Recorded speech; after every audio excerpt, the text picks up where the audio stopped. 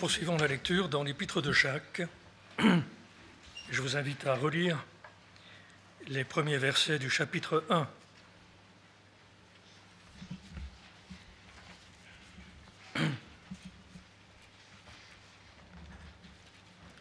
Jacques, serviteur de Dieu et du Seigneur Jésus-Christ, aux 12 tribus vivant dans la dispersion, salut ou réjouissez-vous. Prenez de très bon cœur, mes frères, toutes les épreuves par lesquelles vous passez, sachant que le test auquel votre foi est soumise produit de l'endurance, de préférence à patience. Mais que l'endurance soit parfaitement opérante, afin que vous soyez parfaits et accomplis, exempts de tout défaut, ou en sorte que rien ne vous manque.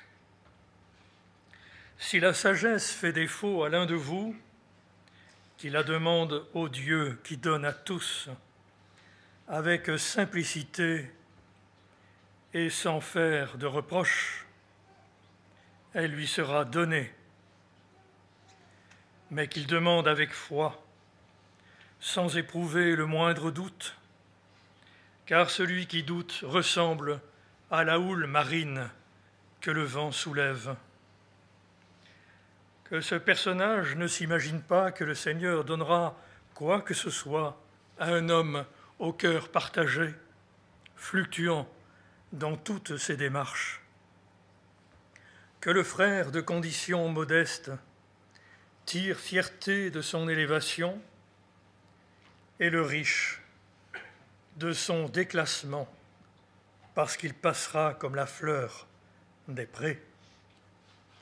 Car le soleil s'est levé avec le sirocco et a desséché l'herbe dont la fleur est tombée et dont la belle apparence a disparu. De la même façon, le riche, dans ses entreprises, se flétrira. Heureux l'homme qui endure l'épreuve, parce qu'une fois testé, il recevra la couronne de la vie promise à ceux qui l'aiment. Que nul, quand il est tenté, ne dise « ma tentation vient de Dieu », car Dieu ne peut être tenté de faire le mal et ne tente personne. Chacun est tenté par sa propre convoitise qui l'entraîne et le séduit. Une fois fécondée, la convoitise enfante le péché, et le péché, arrivé à la maturité, engendre la mort. Ne vous y trompez pas, mes frères bien-aimés. Tout don de valeur et tout cadeau parfait descendent d'en haut du Père des Lumières, chez lequel il n'y a ni balancement, ni ombre due au mouvement. De sa propre volonté, il nous a engendrés par la parole de vérité, afin que nous soyons, pour ainsi dire, les prémices de ses créatures.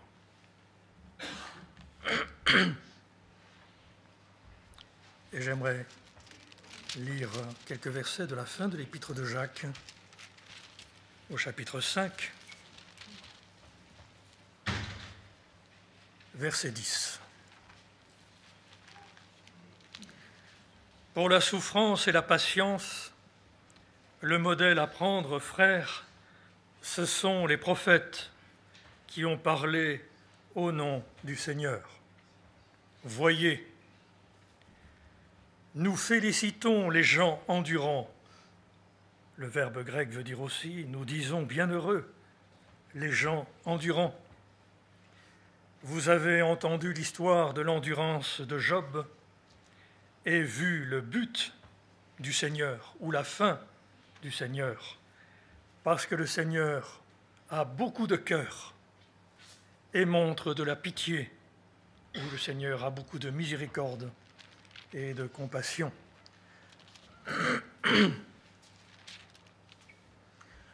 Nous avons vu hier matin dans une introduction de cet épître de Jacques. Jacques, frère du Seigneur Jésus, très probablement, qui, notez bien, ne se réclame pas de sa fraternité charnelle. Il aurait pu dire « Moi, Jacques, je suis frère de Jésus, j'ai une supériorité sur vous, j'ai un peu de son sang. » On sait d'ailleurs que c'est à cause de la fraternité avec le Seigneur Jésus qu'en Occident, on a dit que Jacques ne pouvait pas être celui qui a écrit cet épître, parce que vous savez comme moi qu'en Occident, on a pensé que la Vierge Marie ne pouvait pas avoir d'autre enfant que que le Seigneur Jésus lui-même.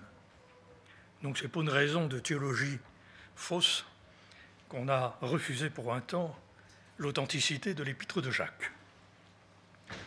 Jacques ne se réclame pas de cette fraternité, de ce privilège charnel.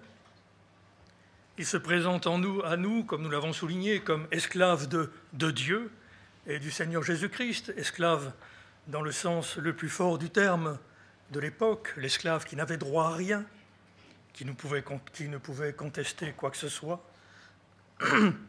Et Jacques, d'ailleurs, n'a pas contesté le cheminement chrétien qui a été le sien.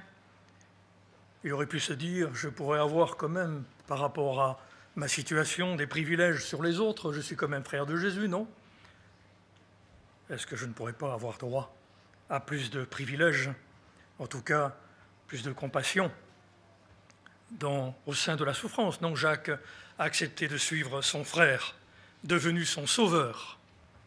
Jésus-Christ a accepté de suivre le chemin qu'a suivi Jésus, un chemin de souffrance, d'apprentissage de l'obéissance, jusqu'à la mort de la croix tout au long de son existence. Et Jacques accepte aussi avec humilité ce cheminement. Et c'est donc dans cette humilité qui est la sienne, dans l'acceptation de la souffrance qui fut la sienne, parce que Jacques a fini, selon les sources profanes, les historiens de l'époque, a fini martyr. Jacques a toute autorité pour nous parler de la souffrance et de l'épreuve, et il est étrange que Jacques commence d'emblée son épître sans autre introduction. Il est direct, mais pas sans douceur. On a dit que Jacques était le prophète Amos du Nouveau Testament à cause de sa façon de parler assez directe, mais Jacques a reçu aussi le témoignage à son époque, en son temps, d'après les livres d'histoire, et on le qualifiait de juste. Un homme devenu juste. Comment Jacques a-t-il pu devenir cette colonne de l'église de Jérusalem, cette colonne, disons, considérée par l'apôtre lui-même, l'apôtre Paul lui-même, puisque l'apôtre Paul a visité Jacques et lui a donné la main d'association, reconnaissant lui une autorité noble dans le christianisme. Jacques est devenu juste par le chemin de la souffrance. Il a accepté de suivre le chemin de l'endurance. Et d'emblée, Jacques commence son épître par la souffrance. C'est étrange, c'est pas joyeux, c'est pas encourageant. Et on sait que parmi nous, il y a eu beaucoup de gens qui ont souffert, et des souffrances de tous ordres. Et Jacques parle d'emblée de la souffrance. Il n'en fait pas l'éloge, comme la Bible ne fait pas l'éloge de la souffrance. La souffrance n'est pas méritoire, la souffrance n'est pas noble, c'est une honte, c'est une calamité, la souffrance.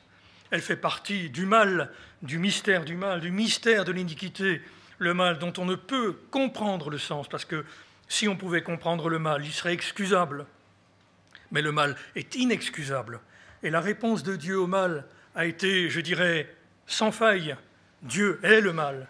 Dieu en horreur le mal. Et Dieu combat le mal.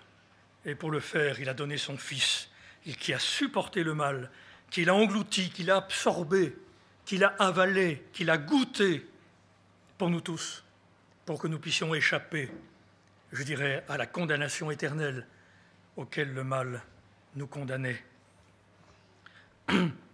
Non, pas d'éloge de la souffrance. La souffrance existe à cause de notre péché.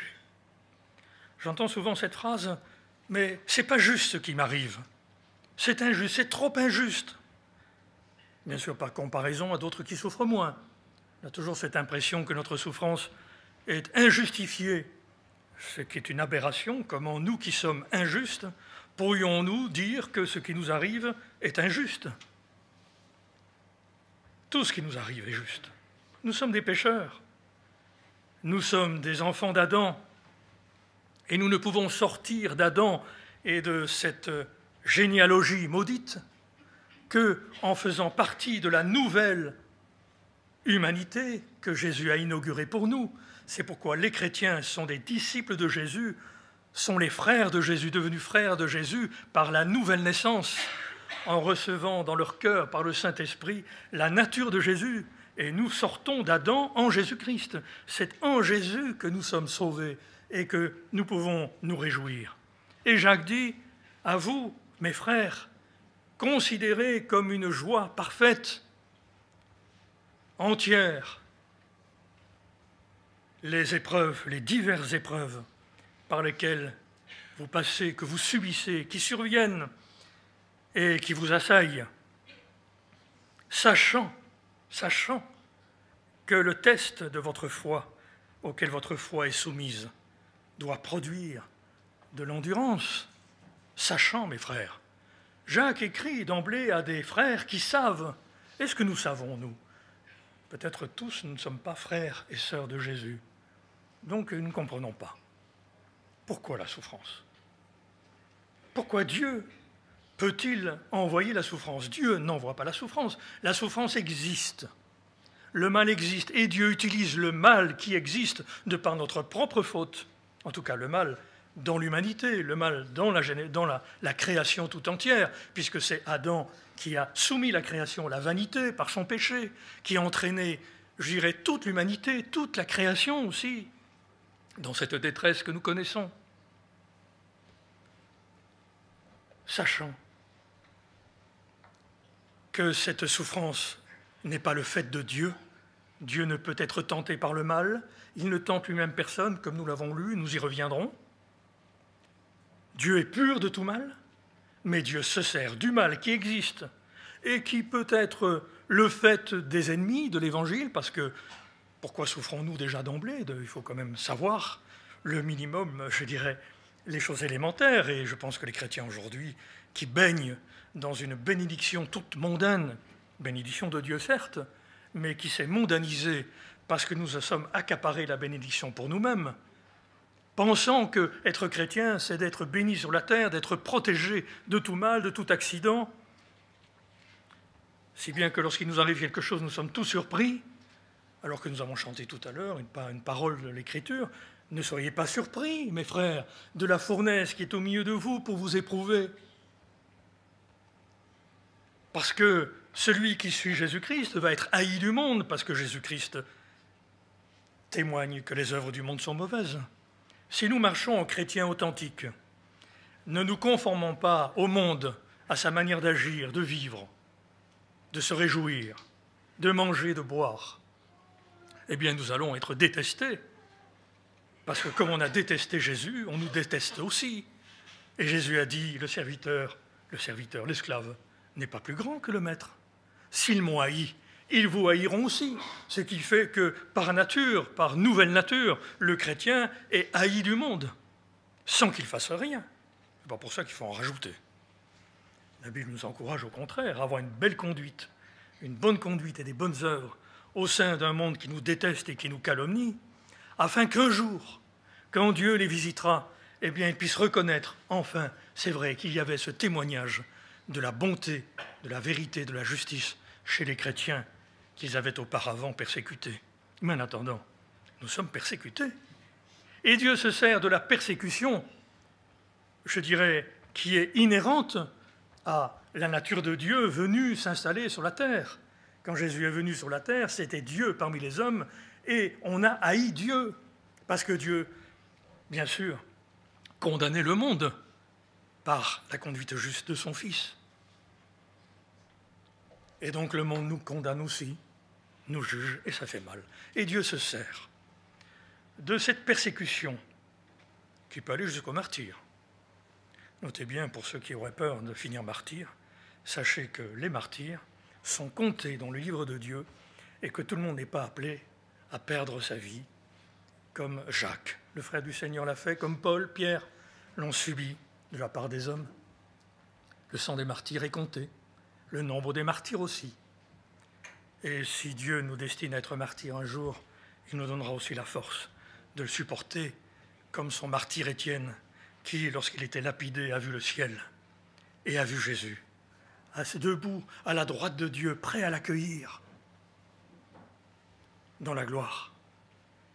Grâce particulière pour une souffrance particulière, mais toutes les souffrances, diverses, sont utilisées par Dieu pour nous purifier, pour nous laver, je dirais, de notre humanité déchue, pour nous apprendre à la détester, à la connaître. Et c'est ainsi que la foi qui nous habite, qui est don de Dieu, et qui est perception de l'invisible, parce que la foi, qu'est-ce que c'est? Ce n'est pas simplement le mot « je me confie en Dieu » ou simplement l'expression « je crois en Dieu ». Jacques dira « le diable aussi croit en Dieu, et il tremble lui au moins ». Cette foi des démons qui les fait trembler n'est même pas la nôtre, à certains égards. Comme l'a souligné Daniel hier soir, la crainte de Dieu nous échappe. Eh bien, cette foi, c'est cette capacité, c'est l'œil du cœur qui permet de voir des choses que le monde ne voit pas. Au travers des souffrances et des difficultés, la foi entrevoit, qu'entrevoit-elle? Elle entrevoit Dieu, sa gloire. Et donc, au travers, que ce soit la persécution ou d'autres épreuves, les accidents, le tremblement de terre, la mort, la perte d'être cher. Je lisais tout à l'heure un livre ces jours-ci, j'ai relu ce matin, le témoignage de Jean Calvin qui disait, après avoir subi la perte d'un enfant, il disait « Le Seigneur nous a infligé une blessure grave et douloureuse par la mort de notre Fils bien-aimé, mais il est notre Père, ajoute-t-il. Il a su ce qui était bon pour ses enfants. Mais il est notre Père. Connaissance de Dieu au sein de l'épreuve la plus grave et la plus douloureuse. Il est notre Père. Les hommes de Dieu ont perçu Dieu au train de leurs épreuves. Et c'est la foi qui a cherché à percer le mystère de Dieu. Et c'est pourquoi, si notre foi est petite, il faut qu'elle soit affermie, il faut qu'elle soit fortifiée. Et c'est pourquoi, dans l'épreuve, dans les premiers temps de l'épreuve, il nous semble que Dieu, nous l'avons perdu, nous ne le voyons plus. Alors la foi, eh bien, c'est, si vous voulez, cette tête chercheuse en nous qui va chercher l'invisible, qui va s'attacher à connaître Dieu. Et pour cela, il faut l'endurance.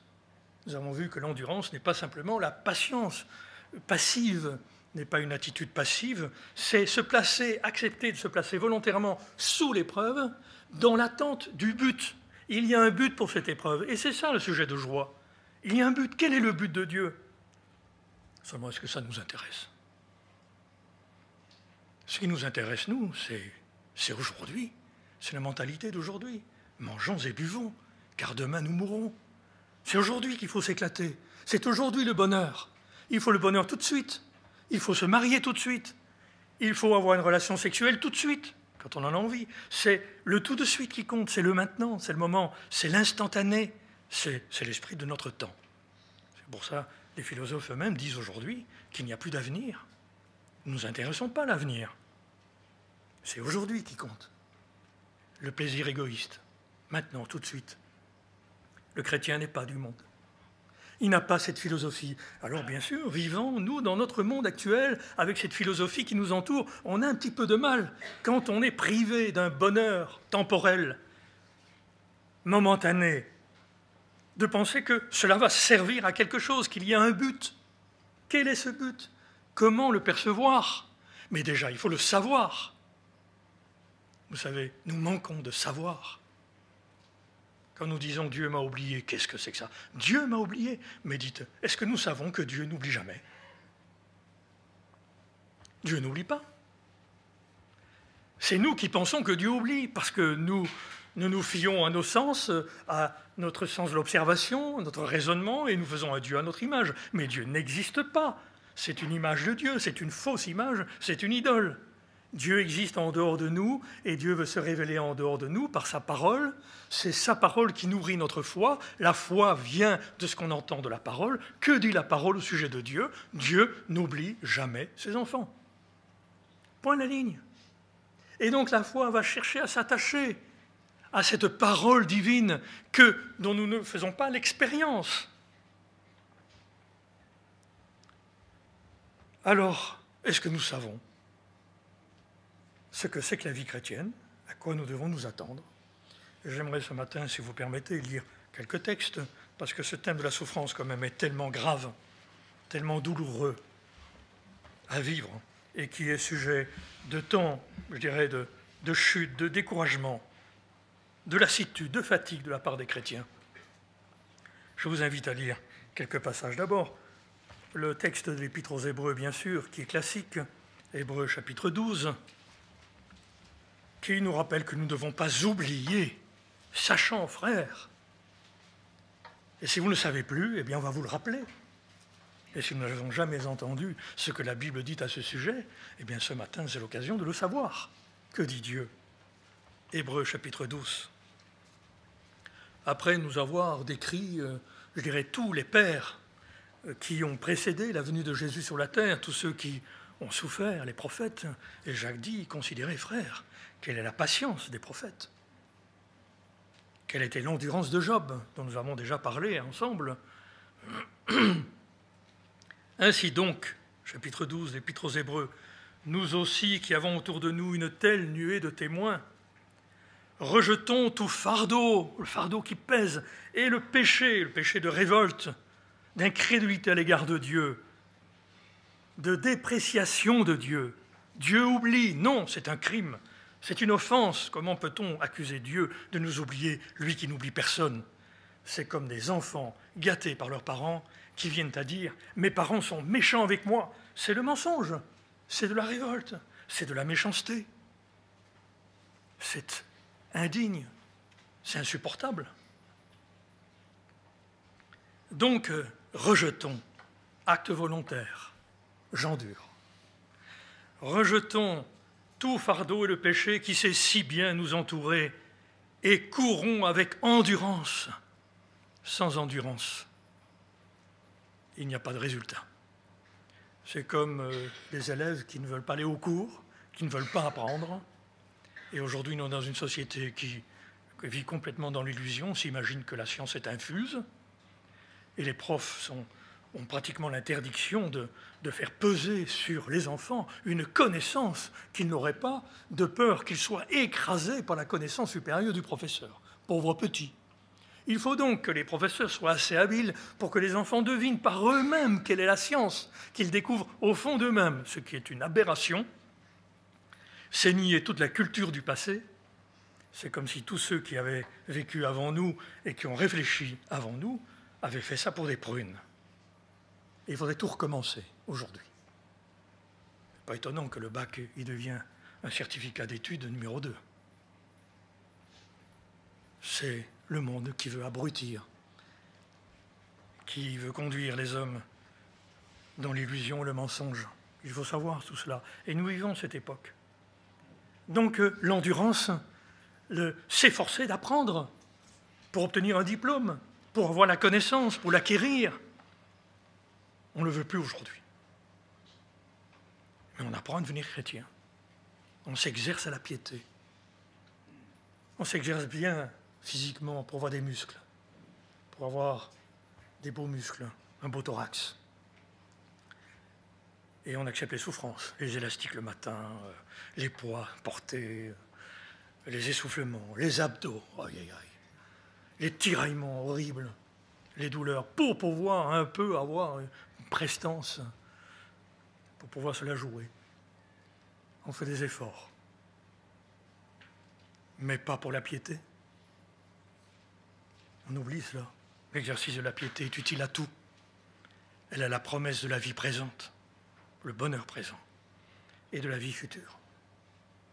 Alors, il faut courir avec endurance, pas avec passivité. L'endurance, c'est la vigueur. On marche. Courons avec endurance l'épreuve qui nous est proposée. Elle nous est proposée, qu'est-ce que vous voulez? Elle vient devant nous, elle est là. Qu'est-ce que vous voulez faire? L'épreuve est là. Elle nous tombe dessus, nous l'avons souligné hier. Eh bien, elle est donc proposée parce que nous avons vu que toute chose concourt au bien de ceux qui aiment Dieu. Il n'y a rien qui échappe au regard de Dieu.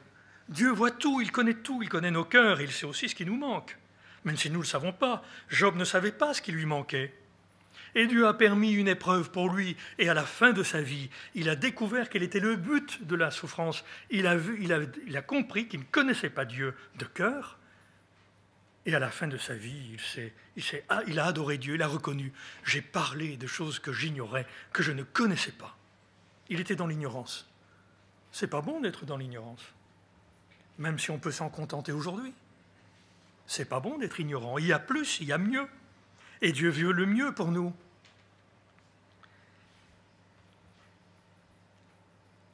Alors courons avec endurance l'épreuve qui nous est proposée, les regards fixés sur celui qui est l'initiateur de la foi, et heureusement, c'est Jésus l'auteur de ma foi. Vous savez, quand j'ai pas de foi, je me tortille pas dans tous les sens pour essayer d'en avoir. J'essaye pas de me convaincre par les lectures de livres de théologie, même si c'est très utile de les lire. C'est Jésus qui crée en moi la foi et je le lui demande. Je manque de foi. Et celui qui l'amène à son accomplissement, à la perfection, Jésus, lui qui, renonçant à la joie qui lui revenait, ou qui, en vue de la joie, on peut traduire de deux manières, je ne sais pas comment, mais c'est comme ça. Jésus a renoncé à la joie passagère et il a aussi regardé, considéré la joie future qui lui revenait. Il a enduré la croix au mépris de la honte et s'est assis à la droite du trône de Dieu. Que c'est beau ce soir, à la droite du trône de Dieu. Vous savez que Dieu nous a enlevés avec Christ et que nous sommes assis dans les lieux célestes en Christ, sur le trône de Dieu aussi, avec lui. Mais ça, on s'en fiche aujourd'hui. Parce que la souffrance n'a pas fait son travail. Parce qu'on est attaché à la maison. On est attaché à sa carrière. On est attaché à son physique. Sachez bien que la plupart d'entre nous, même parmi les plus jeunes, vous avez déjà entamé au moins un quart de votre vie. Pour d'autres, parmi nous, c'est la moitié. Pour d'autres, c'est les trois quarts. Moi, j'arrive vers les 4-4. C'est pas mal un 4-4, mais bon. Donc, quel est mon avenir? Quelle est ma jouissance future? Qu'est-ce qui m'attend? Sinon la vieillesse, la fatigue du corps. Et si c'est pour ça que j'ai vécu, eh bien c'est bien triste. Mais s'asseoir à côté de Dieu pour l'éternité, ça a de la valeur. Oui, verset 3, pensez à celui qui a enduré de la part des pécheurs une telle opposition contre lui, afin de ne pas vous laisser accabler par le découragement. Il faut savoir, il faut penser, il faut avoir à l'esprit que c'est normal ce que je vis. Ce n'est pas anormal. J'ai accepté, en devenant chrétien, en aimant Dieu, de ce cheminement qui va me conduire vers lui, vers plus de connaissance de lui. Vous n'avez pas encore résisté jusqu'au sang dans votre combat contre le péché. Combien de fois n'ai-je pas dit moi-même, n'ai-je pas entendu aussi de la part de mes amis, je n'en peux plus. Comme quelqu'un un jour qui m'a dit, Luc, je vais crever. Et je lui dis, tu n'iras pas plus loin que la croix de Jésus, qui nous délivre du vieil homme et qui nous permet de ressusciter en nouveauté de vie. Donc, n'aie pas peur de crever. L'impression de crever dans l'épreuve. Et la parole dit, tu n'as pas encore résisté jusqu'au sang. C'est-à-dire, tu penses que c'est fini, c'est pas fini. Notez bien qu'autre parenthèse, Dieu connaît les limites, et c'est pourquoi la souffrance est à petite dose. Et qu'il faut revenir souvent dans notre existence par différentes souffrances, afin que progressivement, nous soyons détachés de l'humain, du monde, du passager, de l'éphémère, pour nous attacher à ce qui est éternel. Et ça, c'est la souffrance qui va nous l'apprendre, parce que quand vous souffrez, eh bien, vous savez, quand on a une bonne indigestion, eh bien, la crème chantilly, la viande bien grasse, et tout ce que vous voulez, les desserts bien sucrés, ça vous écœure. Notez bien qu'une fois guéri, même si vous avez juré, à ce moment-là, jamais plus je mangerai de chantilly, eh bien, vous allez en manger, une fois guéri. C'est l'homme, ça. Quand on souffre, on est détaché. Une fois qu'on récupère la vie, la santé, le reste, ma foi, tout ça est bien vite oublié. Voilà pourquoi la souffrance doit être à répétition dans notre existence. Je suis désolé. Qu'est-ce que vous voulez? C'est notre faute, ce n'est pas la faute de Dieu. C'est nous qui ne comprenons pas, c'est nous qui sommes lents à comprendre. C'est nous qui ne voulons pas accepter une fois pour toutes que notre vie n'est pas sur la terre. Elle y est, nous y sommes bénis et nous jouissons de tout ce que Dieu nous donne avec abondance. Et regardez nos vies quand même. Regardez, il y a le témoignage de nous tous, de chacun de nous. Et j'en connais depuis, je dirais même avant qu'ils soient nés. Qu'ils étaient nés, et je les connaissais déjà par leurs parents, et vous êtes dans l'abondance. Mais n'oublions pas que l'abondance ne fait pas la connaissance du Seigneur, et la connaissance du Seigneur est plus importante que tout ça. Donc, il faut souffrir. Vous n'avez pas encore résisté jusqu'au sang dans votre combat contre le péché. Et le péché, qu'est-ce que c'est? C'est pas simplement voler, mentir, commettre l'adultère ou autre. Le péché, c'est être trompé de route. Le mot péché a plusieurs sens dans l'Écriture. Ça veut dire se tromper de route, se tromper de direction. Vous imaginez? Une fois, ça m'est arrivé quand j'étais jeune. Je voulais faire du stop à 17 ans et demi pour descendre dans le Midi, pour connaître la région ici. Et j'ai passé une longue matinée à faire du stop avec un panneau direction Paris, et personne ne me prenait, évidemment, je m'étais trompé de sens. C'était de l'autre côté de la route qu'il fallait que je me trouve. Donc j'ai perdu une après-midi sur un voyage qui a duré 2 jours quand même, en stop. Se tromper de route, c'est grave. Le péché, c'est se tromper de route, se tromper de direction. Et Dieu veut nous remettre sur les rails.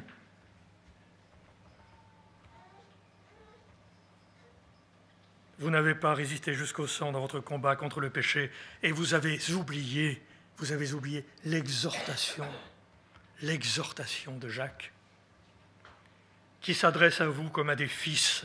Mon fils, ne méprise pas la correction du Seigneur. Pas de mépris, pas de révolte en disant « ça ne sert à rien ce que je vis, c'est dur, c'est injuste, Dieu m'oublie ». Ne te décourage pas quand il te reprend, parce que Dieu nous reprend.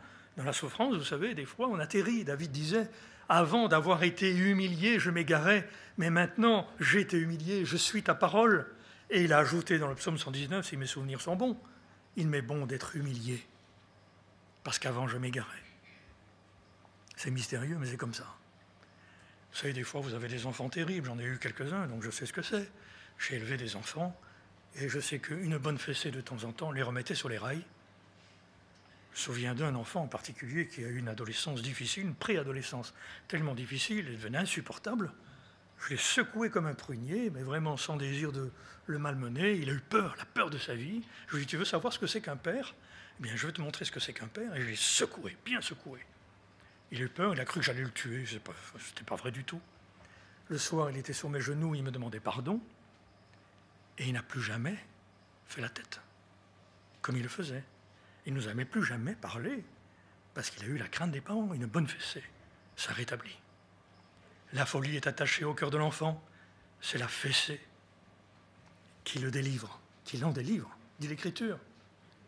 Pas systématiquement, on n'est pas là pour prêcher la violence envers les enfants, loin de là. D'ailleurs, ce serait coupable envers notre société aujourd'hui, mais notre société qui refuse la correction et qui, encore là, se trompe grandement. Donc, ne te décourage pas quand il te reprend, car le Seigneur corrige celui qui l'aime. Il châtie tout fils qui l'accueille. C'est pour votre éducation que vous souffrez. C'est en fils que Dieu vous traite. Quel est en effet le fils que son père ne corrige pas? Si vous êtes privés de la correction dont tous ont leur part, alors vous êtes des bâtards et non des fils. C'est sûr qu'un fils qui reçoit la fessée, sur le coup, être fils, ce n'est pas un honneur, hein, qu'on soit bien, mais n'empêche que c'est quand même une marque d'affection de ses parents et de respect vis-à-vis de lui. On le corrige pour son bien. Le Seigneur corrige celui qui l'aime, il châtie tout fils qui l'accueille. Si pour votre éducation que vous souffrez, c'est en fils que Dieu vous traite, quel est en effet le fils que son père ne corrige pas? Si vous êtes privés de la correction dont tous ont leur part, alors vous êtes des bâtards et non des fils. Nous avons eu nos pères terrestres pour éducateurs, et nous nous en sommes bien trouvés, nous ne sommes pas morts. N'allons-nous pas, à plus forte raison, nous soumettre au Père des esprits, se soumettre au Père des esprits, Dieu, et recevoir de lui la vie, la vie. C'est beau, ça, il faut recevoir la vie, parce que sans la correction, il n'y a pas de vie spirituelle. Eux, en effet, les parents sur la terre, c'était pour un temps, selon leur impression, qu'ils nous corrigeaient. Mais Dieu, c'est pour notre profit, en vue de nous communiquer sa sainteté, sa nature, sa perfection, être comme Dieu. Vous savez, Dieu, il n'y a pas de mal en Dieu. Il n'y a pas d'hésitation, il n'y a pas de duplicité, il y a qu'honnêteté, douceur, amour, miséricorde. Dieu nous rend participants de sa sainteté. Il nous forme à son image au travers de la souffrance. Toute correction sur le moment ne semble pas un sujet de joie, mais de tristesse. Mais plus tard, endurer, l'endurance, pour attendre le plus tard. Pourquoi faut-il endurer? Parce que ne pas endurer, c'est faire faillite. C'est dire, bon, je me retire. C'est trop dur, c'est trop difficile, je vais m'éclater. Moi, je n'ai pas besoin de cette vie-là, je ne choisis pas cette vie-là. Je veux me conduire à l'aise. Un chrétien, non, il n'est pas comme ça. C'est dur, il est triste, mais il supporte. Il attend le plus tard. Plus tard, elle produit chez ceux qu'elle a ainsi exercé, un fruit de paix et de justice. Un fruit, du bon fruit, la paix et la justice. Tu es juste, on devient juste. Parce qu'on est éduqué par le Père, corrigé par lui, instruit. Et alors on se soumet. Se soumettre, c'est écouter ce que Dieu, le Père des tous esprits, nous dit. Nous verrons demain que pour ça, il faut la sagesse. Et Jacques dit, si quelqu'un manque de sagesse parmi vous, qu'il la demande. Vous demandez la sagesse. Mais c'est le thème de demain. Et j'aimerais terminer par la lecture d'un autre texte qui est aussi glorieux et qui nous montre quel est le but exaltant que nous devons poursuivre dans Romains chapitre 5, à partir du verset 1. Ainsi donc, justifiés par la foi, nous sommes en paix avec Dieu par notre Seigneur Jésus-Christ. C'est formidable qu'en tant que chrétiens, nous pouvons aborder toutes les souffrances sans remettre en question que nous sommes aimés de Dieu, que nous sommes pardonnés de nos péchés et que nous sommes reconnus comme des fils. Nous avons la paix avec Dieu par notre Seigneur Jésus-Christ. Par lui, nous avons accès, par la foi, à cette grâce en laquelle nous sommes établis, dit ma traduction. Nous tenons ferme et nous mettons notre fierté, littéralement. On traduit, nous nous glorifions dans l'espérance de la gloire de Dieu. Dans l'espérance de la gloire de Dieu, permettez-moi de nous montrer à chacun, y compris à moi encore aujourd'hui en cette heure, que la gloire de Dieu n'est quand même pas, si vous voulez, la chose qui nous emballe le plus. Et pourtant, c'est à cela que nous devons tendre. Et c'est pourquoi il est dit, nous plaçons notre fierté dans l'espérance de la gloire de Dieu. Bien plus, nous nous glorifions dans nos détresses, se glorifier dans nos détresses. Il fut un temps où peut-être on était plus spirituel qu'aujourd'hui. Je me souviens, au début de la fondation de la mission, nous étions quelques-uns, mais nous avions compris que pour être serviteurs de Dieu, puisque nous nous destinions à être des pasteurs, et les serviteurs de Dieu, il fallait être formés par Dieu, ce qui impliquait souffrance, renoncement. Et à l'époque, disons qu'il y avait quand même quelques sujets de renoncement auxquels nous étions exposés. Et nous avons fini par nous jalouser les uns les autres pour celui qui était le plus éprouvé. Parce que celui qui était le plus éprouvé, c'est celui qui allait être utilisé le plus par le Seigneur. Et donc c'était presque une course, c'était un peu masochiste, ça je reconnais quand même. On courait après donc, la souffrance c'était le moyen pour devenir plus juste. Mais bon, j'ai rectifié, je pense, lors de cette prédication, que la souffrance, nous ne nous en faisons pas l'éloge, qu'elle est nécessaire bien malgré nous, à cause de la dureté de nos cœurs, mais qu'elle est nécessaire. Et c'est pourquoi un chrétien qui comprend cela se glorifie, même dans les détresses, sachant que la détresse produit l'endurance. Ne me demandez pas comment, par quel processus produire l'endurance. Vous savez, j'ai joué de la guitare pendant plus de 30 ans. Et je me souviens que quand j'arrêtais, et c'est mon cas aujourd'hui parce que j'ai arrêté depuis bien longtemps, eh bien je suis incapable d'en jouer parce que j'ai plus de durion sous les doigts. Mais à force de jouer tous les jours, mes doigts étaient devenus durs, et j'appuyais sur ma 12 cordes, et je voyais les traces des cordes, ma 12 cordes sous mes doigts, ça me faisait pas mal. C'était l'exercice, l'endurance. C'est une image, ça ne console pas beaucoup, mais sachons que si nous sommes dans l'épreuve et que nous acceptons l'endurance, eh bien l'épreuve va produire cette dureté de cœur, non pas ce manque de miséricorde, manque de compassion, mais cette solidité de la foi, cet enracinement en Dieu.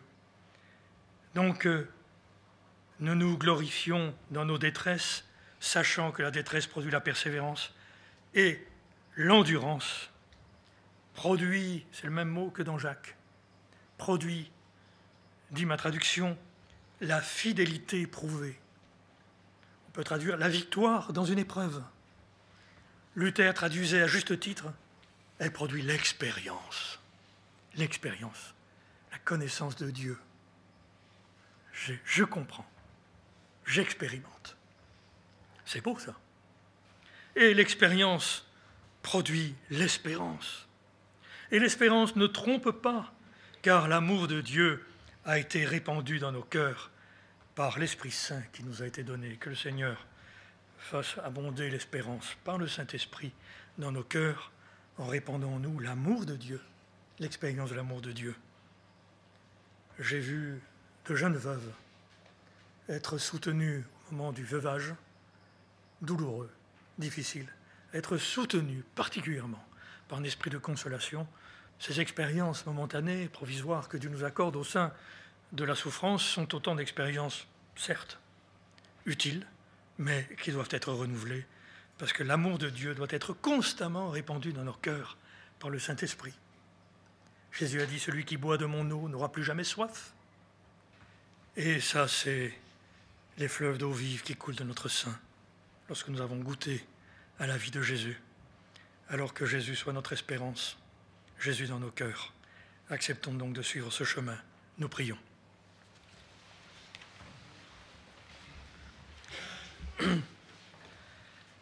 Notre Dieu, notre Père, Père de toute consolation, qui nous console dans nos afflictions, nous te supplions de répandre sur nous ta grâce, de consoler ceux et celles qui parmi nous sont dans la détresse, une détresse parfois innommable, qui sont à la limite, qui est à la limite de l'insupportable. Mais Seigneur, tu connais les limites de nos souffrances que nous pouvons supporter. Et tu as dit dans ta parole que personne parmi nous ne serait tenté au-delà de ses forces, mais que tu donnerais au moment favorable, au moment opportun, une occasion de sortir de l'épreuve. Ô Seigneur notre Dieu, nous te louons pour ta fidélité. Nous confessons ensemble que tu n'es pas un Dieu qui oublie, mais tu es un Dieu fidèle.